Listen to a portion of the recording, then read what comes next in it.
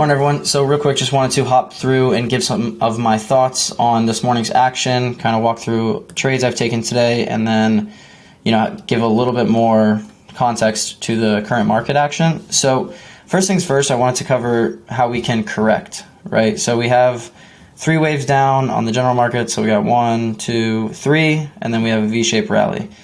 Now, obviously, everyone on Twitter is saying, we need a pullback, we need to, get weakness to gauge strength, all that stuff, which, may happen.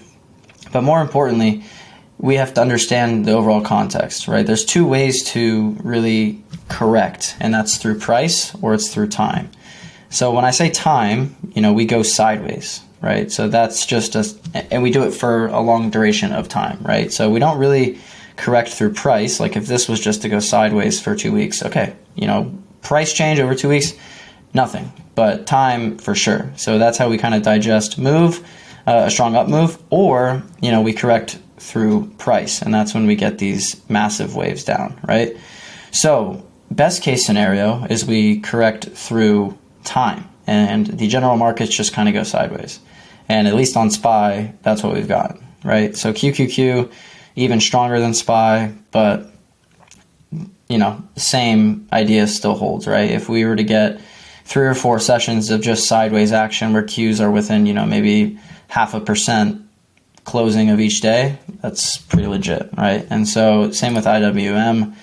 Obviously, we've seen a little bit more of a price correction here, but the idea of, do we just go sideways now that this 10-20 EMA is going to catch up and then build higher? That's a scenario, or do we fail and come back down, right? So again, the major thing, to analyze is, are we going to correct through price or are we going to correct through time? And if we correct through time, there will be, we got Uber going for lows here.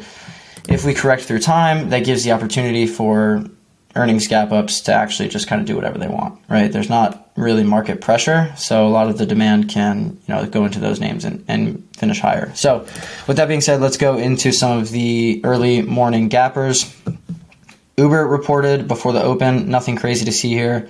I'm not expecting anything crazy, honestly, after this rally, 20% in only a couple of sessions. Again, it's kind of right at highs as well. So I would be expecting, maybe 3 or 4 sessions of sideways, price movement. So we correct through time on here as well. And then, we'll see what pattern it builds out. Next major one this morning was DDOG.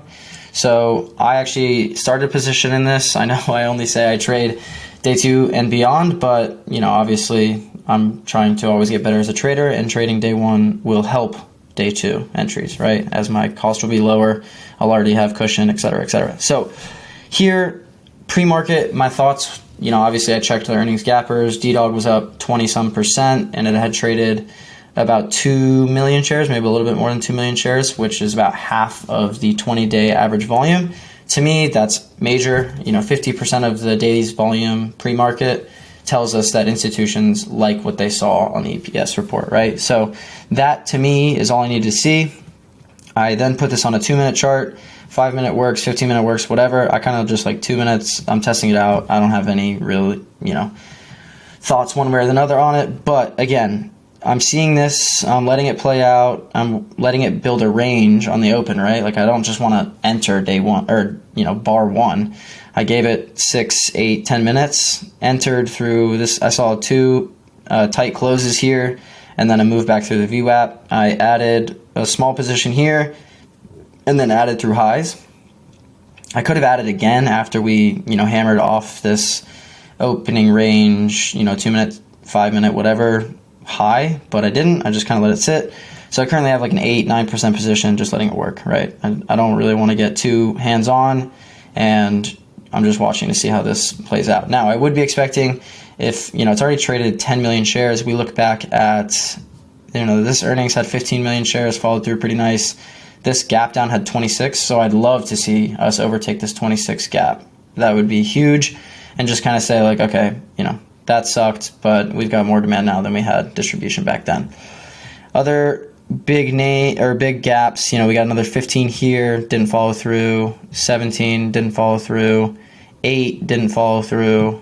11, so this looked like it kind of followed through, but this was, a little bit late in the, rally. It's kind of when the market topped. But look back even further, we have another 28. So I'm looking actually for this 28 level to be taken.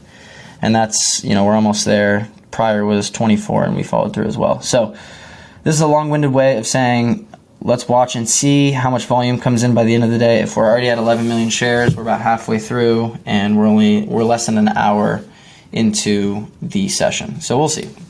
PLTR, this did not give me a trade to get in this morning, so I didn't execute anywhere. All good, kind of happens. No biggie. Dash, finding support to about 5 cents below the HVC so far. That's exactly what we want to see. Can set alerts on this VWAP to see if it actually gets going today and moves higher. LMND, I actually started a position. I'm a little upset because I was focused on DDOG, but I just had a small order, like 5% position down in this HVC I was going to add, but didn't set orders as I was focused elsewhere, which is just stupid overall, honestly. But it's exactly what I laid out yesterday and what I wanted to see. So now we'll see if this can get some sort of major momentum higher back through this 17.5 area. That would be pretty legit.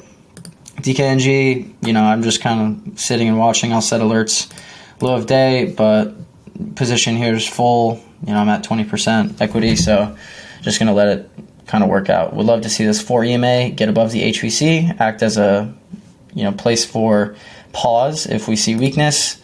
But Udemy, nothing. Spot, nothing. Roku, nothing. Shop, I love this action today. Holding the 60 spot inside day. I spoke about this again yesterday. An inside day above the HVC sets this up for, a good little run into the 65 area. AMD looks great. Garmin looks great. PSN, watching through this 62 level. We're kind of getting this U shape, and I would love to see some aggression back through the 62 level. Pins, nothing to see. MSTR, nothing to see. Well, actually, pins, I lied. Just holding this 30 level. We got, an unfilled gap here, which is a sign of strength. But overall, if we look at Tesla or NVIDIA is just kind of chilling. No big deal here. Meta looks, great overall, but it's got this V shape, so I would be expecting some sideways consolidation or correction in price. Microsoft, V-shape as well, kind of thinking the same deal, getting a little long in the tooth here. But overall, I'm encouraged. I think without, getting too technical, too aggressive in my analysis, the easiest way to understand how institutions are viewing risk overall is by the reaction to earnings reports, right? So if we get a ton of gap ups like this and follow through higher, it's hard to say that institutions are not, the ones behind these moves, right? It's not just me and you buying 100 share lots or 1,000 share lots, right? We're talking, we already got 11 million shares. So these are some big time moves. And yeah, that'll about do it. I think, again, we always want to be reacting and trying to predict how price will respond to good news, especially understanding that there's been a bunch of prior gaps, right? So when this action, we gap up, this is a 47% move, and now we've held above that entire move for 3 days straight, right? That's some serious buying. So overall, to put my, thoughts succinctly, I'm really interested to see how DDOG closes, having positions in LMND, Shop, PSN, and DraftKings. We just got to see where we go from here. So hope that was helpful, and I'll talk to you guys later. Peace.